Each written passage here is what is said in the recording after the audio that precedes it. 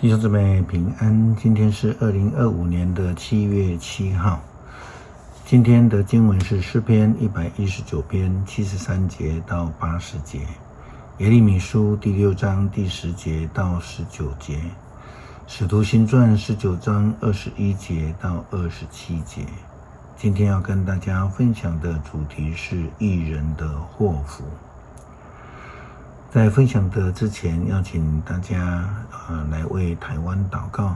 这2天，从昨天事实上前天就开始台湾有很多地方受到这个强风强雨的这个影响，很多地方积水那明天有在桃园以南的城市呢，乡镇都已经停班停课今天一整天都停课，那我们也为这些来祷告，求主来保守我们今天的主题义人的祸福，我们来思考一起来分享。如果有人告诉你说信基督就不会有苦难，那你就必须要存疑啦因为苦难不是为了非基督徒而存在，或者是说基督徒就一定有免除祸患的特权，其实不是然。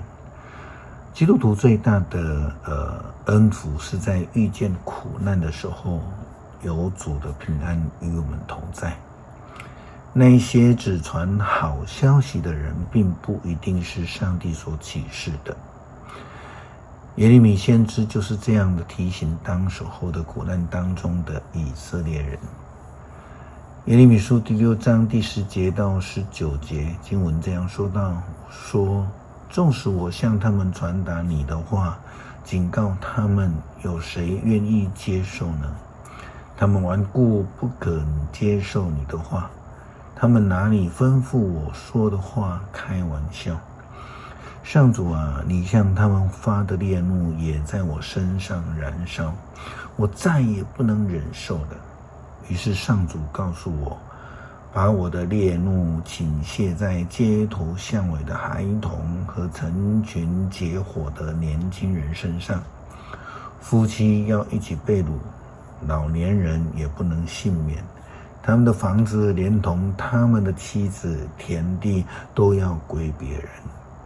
我要惩罚这地上的居民，他们无论地位高低，贪图不义之财，连先知和祭司也都欺诈人民。他们看我子民的创伤为不足轻重。他们说没有问题，没有问题，其实问题严重。他们做了这可恶的事，理当支持，可是他们不支持，不脸红，所以他们要跟别人一样跌倒。我惩罚他们的时候，他们就一蹶不振。我上主这样宣布了。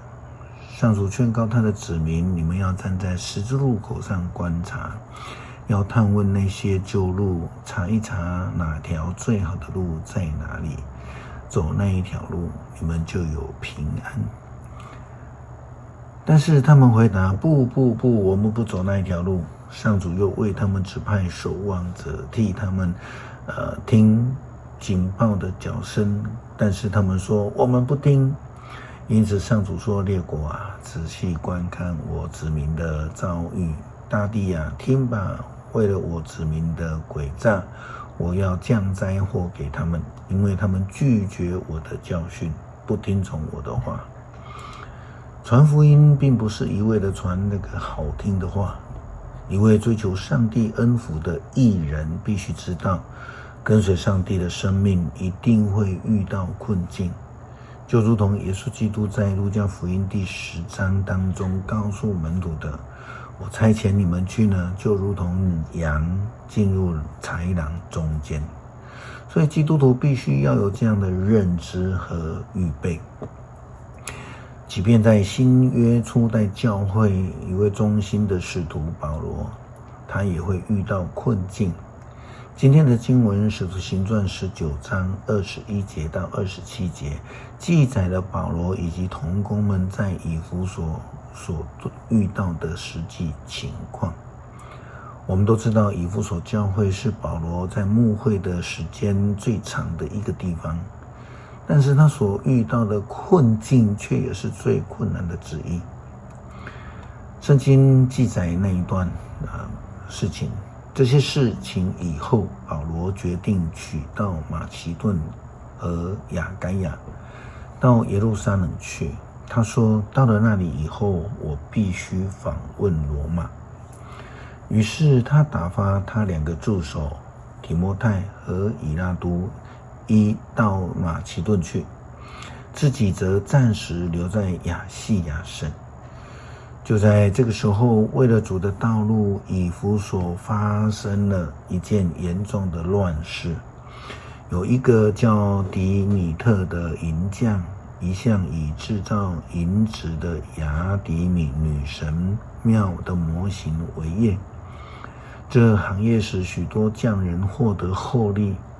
迪米特召集了这些工人和所有的同业，对他们说：各位，你们知道我们的繁荣是靠这一行业的。现在你们已经听见，也看到这个保罗在搞些什么事情。他说，人手所造的神都不是神。这话已经使以弗所和几乎全亚细亚省的许许多多的人相信了。看来我们这一行业有蒙受恶名的危险。不但如此，连大女神雅迪米的庙也要被侵蚀。一向在亚细亚省和普天下受崇拜的女神的尊荣也要遭受迫害。保罗忠心的传福音，建立教会，设立教会制度，领人亲近上帝，得到祝福。但是仍然要面对像耶稣基督所说的豺狼，就是那些传统宗教既得利益者的反对及攻击，甚至差点失去生命。所以基督徒必须非常清楚，人生必定有苦难，唯有依靠基督才能胜过苦难。这是基督徒被称为义人的原因。诗篇119篇73节到80节，你创造我，保守我，求你赐给我理解力，能学习你的法律。敬畏你的人看见我就欢喜，因为我信赖你的话。上主啊，我知道你的审判公正，你责罚我，因为你信实。求你照着你对仆人的许诺，用你不变的爱来安慰我。求你怜悯我，使我存活，因为我以你的法律为乐。愿那些诬告我的狂傲的人蒙羞，至于我，我要慎思你的训诲。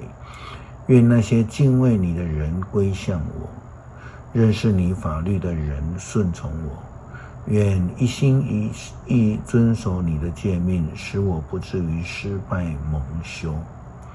求主帮助我们在人生中学习全心全意的倚靠上帝，无论遇到任何的困境，都能够紧紧的跟随，不失望，不胆怯，但也不过分迷失在所谓的平安的谎言当中。祷告奉主耶稣基督圣名求，阿们。